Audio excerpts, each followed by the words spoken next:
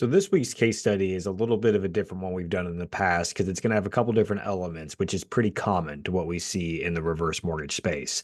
So basically, this is a client who is 66 years old, who is still making a mortgage payment and would love to retire sooner than later, but is planning to continue to work until the house is paid off.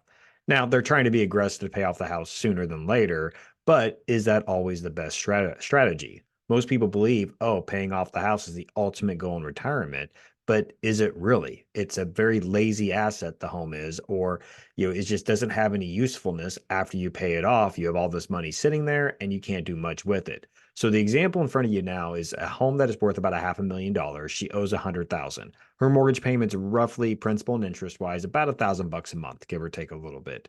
And so she's currently putting 1,000 a month or 12,000 a year into that.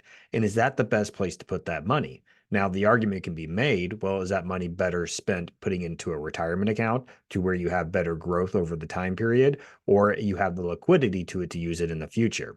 So essentially, the way the reverse mortgage would look for this particular client is we pay off the $100,000, so no more $1,000 a month, freeing up the budget.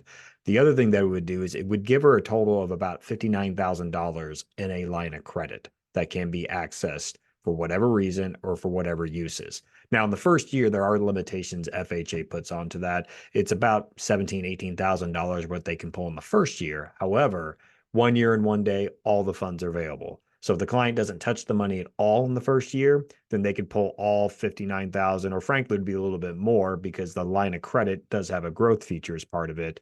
They could pull additional funds 1 year, 2 year, 3 years, whatever at that point. As long as there's money in that line of credit, it can be accessible and it does have a growth feature as part of it. So really what it comes down to is, where is the money better being spent? Is it being better putting into the mortgage, or is it better not going into the mortgage and maybe into a different investment vehicle, or frankly, just freeing up monthly cash flow? That's all the reverse mortgage is. And that's all really retirement is. It's a math problem. Where is the money being better spent?